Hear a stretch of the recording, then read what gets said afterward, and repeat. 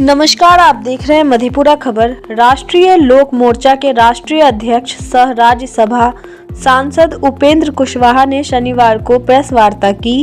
उन्होंने कहा कि एनडीए और राष्ट्रीय लोक मोर्चा के संगठन विस्तार को लेकर वह बिहार यात्रा पर निकले हैं। बिहार यात्रा के चौथे चरण में मधेपुरा पहुंचे हैं। उन्होंने बताया कि आगामी विधानसभा चुनाव में एनडीए की बहुमत की सरकार फिर से बनेगी।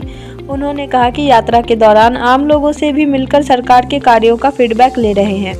आम लोगों ने भी सरकार के कार्यों पर प्रसन्नता व्यक्त करते हुए अगले बार फिर से बिहार में एनडीए सरकार बनाने का मन बना लिया है।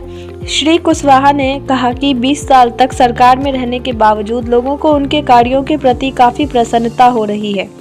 उन्होंने बताया कि राज्य सरकार और केंद्र की सरकार यहां के लोगों की सुविधा के लिए हर तरह के कार्य कर रहे हैं। उन्होंने बताया कि केंद्र सरकार गरीबों के इलाज के लिए भी पहल की है। श्री कुशवाहा ने पीएम मोदी पर सांसद पप्पू यादव के द्वारा दिए गए बयान पर कहा कि लोकतंत्र में अपनी बात रखने का अधिकार सबों को है, लेकिन एक सांसद के रूप में पप्पू जी का बयान शोभनीय नहीं है। कुशवाहा जी ने कहा कि वित्त रहित शिक्षा नीति को समाप्त कर उसे कॉलेज का अधिग्रहण या घटा अनुदान देने का फिलहाल कोई योजना नहीं है, लेकिन उन्होंने बताया कि वित्त रहित कॉलेजों को अनुदान की राशि एनडीए सरकार द्वारा ही दी गई।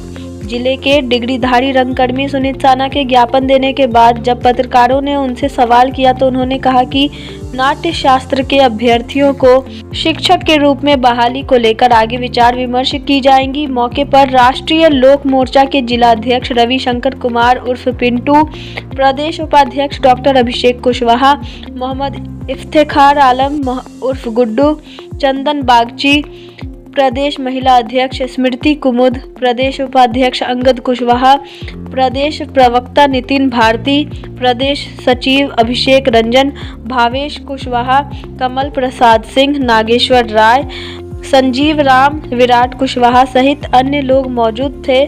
उपेंद्र कुशवाहा के आगमन पर जेडीयू के सुजीता मेहता, एबीवीपी के डॉक्टर ललन प्रसाद अदरी, जेडीयू छात्र नेता निखिल सिंह यादव, सनोज कुमार, रमेश राम सहित अन्य ने उनका स्वागत किया।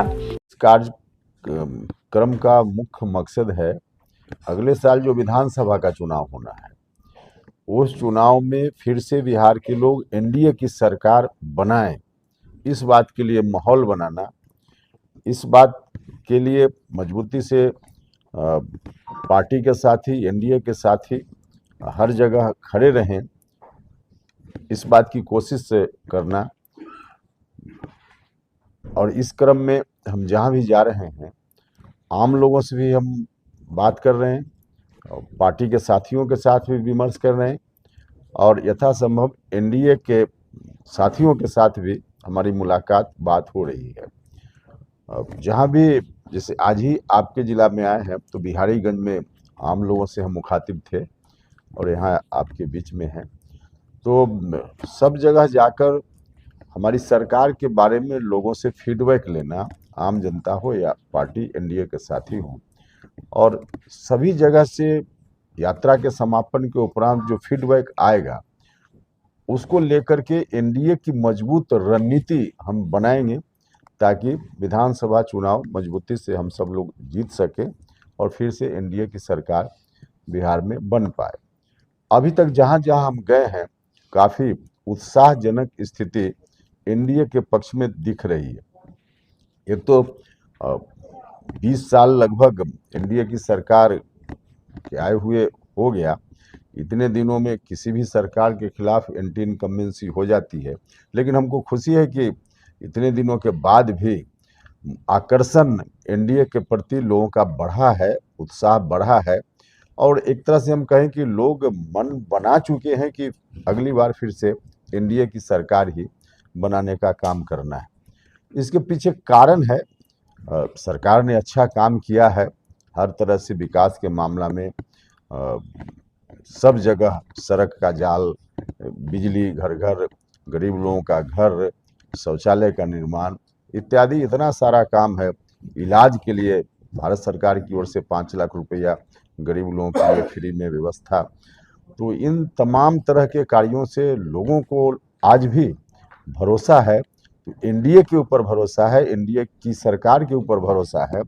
उनको विश्वास है कि जिस सरकार ने इतना सारा काम किया है, जो काम बचे हुए हैं, यही सरकार आगे करेगी। तो इस ख्याल से लोगों का भरोसा बहुत है एनडीए के ऊपर, और उसके आधार पे हम दावा कर सकते हैं कि एनडीए की सरकार अगली बार बनेगी। इस यात्रा के क्रम में हम अपनी पार्टी की सदस्यता जो अभी चल रही है, तो उसके संदर्भ में भी हम विमर्श और इस अभियान को मजबूती मिले इस बात की कोशिश करते हैं, क्योंकि राष्ट्रीय लोक मोर्चा या एनडीए घटक दल में कोई भी हो, एनडीए का घटक दल, उसकी मजबूती का मतलब है एनडीए की मजबूती। तो अलग अलग पार्टी के लोग अपने अपने हिसाब से अपने अपने दलों को मजबूत करने में लगे हुए हैं।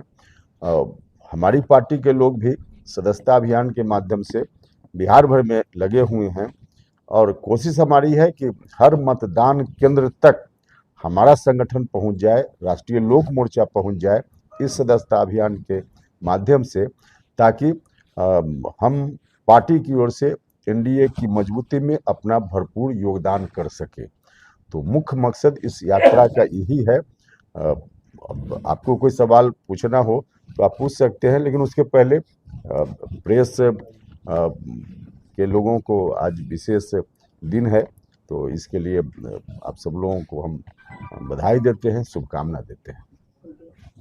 सर, झारखंड के चक्रधरपुर में चुनाव का प्रचार हो रहा था, दौरान पूर्णिया सांसद पप्पू यादव ने पीएम नरेंद्र मोदी और असम के सीएम के खिलाफ कुछ शब्द का प्रयोग किया था, कैसे देखते हैं?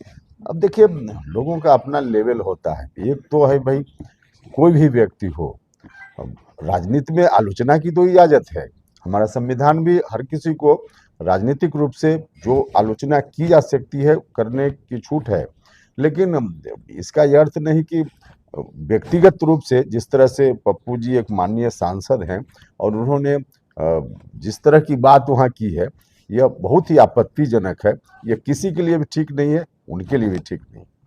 सर, बिहार के विद्यालयों में कला के अन्य विषयों की बहाली हुई है, पर नाटक शिक्षक की बहाली नहीं हो रही, इस पर क्या करना चाहिए? अब यह जानकारी है मेरे लिए, आप जो बता रहे हैं तो ये जानकारी है। अब इस जानकारी के अनुसार हम देखेंगे क्या हो सकता है। सर, बिहार में 30-35 साल से वित्त रहित शिक्षा नीति चल रही है। माननीय पूर्व मंत्री जी भी वित्त रहित शिक्षा नीति से आए हैं, अब सरकारी कॉलेज के प्रोफेसर बने, सर आप भी हैं, और यहाँ के वित्त रहित शिक्षकों की स्थिति काफ़ी दयनीय हो गई है।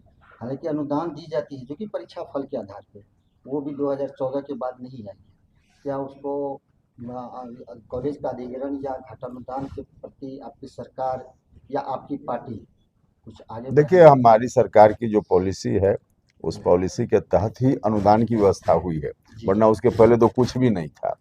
तो ठीक है कि अनुदान मिलने में थोड़ा विलम्ब होता है, इससे हम सहमत हैं। अनुदान समय पर मिले, इस बात की हम कोशिश और हमारी पार्टी चाहती है। अभी यही पॉलिसी है।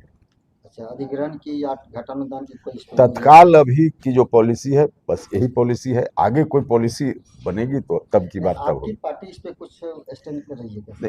अभी हम इतना तो व्यक्तिगत रूप से और हमारी पार्टी की ओर से बताएंगे कि शिक्षकों को, चाहे स्कूल टीचर हों या हायर एजुकेशन यूनिवर्सिटी के टीचर हों, कॉलेज के, सब लोगों को एक सुविधा उनको जरूर मिलनी चाहिए वेतन इत्यादि के मामलों में, कि वह अपनी चिंता, अपने परिवार की चिंता से मुक्त होकर पढ़ाई के काम में ज़्यादा मन लगा पाए।